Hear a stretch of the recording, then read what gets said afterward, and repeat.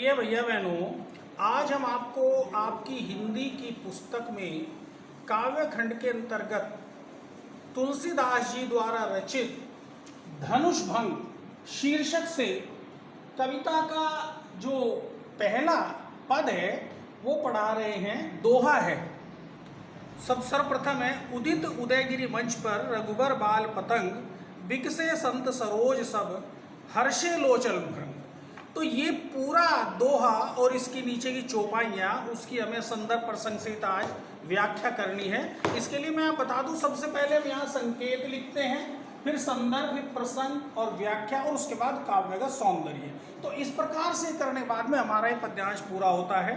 सबसे पहले हम संदर्भ लिखेंगे कि प्रस्तुत काव्य पंक्तियाँ हमारी पाठ्य पुस्तक हिंदी में काव्य खंड में धनुष भंग कविता शीर्षक से अवतरित है।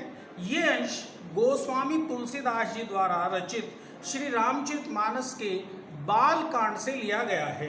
इसके बाद प्रसंग आएगा। प्रसंग में हम लिखेंगे, प्रस्तुत पद में धनुष भंग के लिए बने हुए मंच पर श्री रामचंद्र जी के चढ़ने और राजाओं तथा नगरवासियों की मनोवृत्ति का वर्णन किया गया है। इसके पश्चात आता है व्याख्या। व्याख्या में हम लिखेंगे कि श्री तुलसीदास जी कहते हैं कि उदयाचल पर्वत के समान बने हुए विशाल मंच पर श्री रामचंद्र जी के रूप में बाल सूर्य के उदित होते ही सभी संत रूपी कमल खिल उठे, उनके नेत्र रूपी भंवरे हर्षित हो उठे।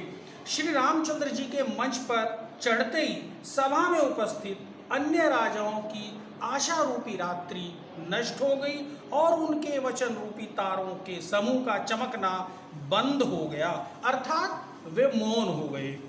अभिमानी राजा रूपी कुमुद संकुचित हो गए और कपटी राजा रूपी उल्लू छिप गए। मुनि और देवता रूपी चकवे शोक रहित अर्थात प्रसन्न हो गए। वे फूलों की वर्षा करके अपनी सेवा अनुग्रह प्रकट करने लगे। इसके पश्चात श्री रामचंद्र जी ने अत्यधिक स्नेह के साथ अपने गुरु विश्वामित्र के चरणों की वंदना की और उसके बाद वहाँ उपस्थित अन्य मुनियों से भी आज्ञा मांगी। यहाँ तक ये व्याख्या पूर्ण हुई। अब इसके पश्चात आता है काव्य का सौंदर्य।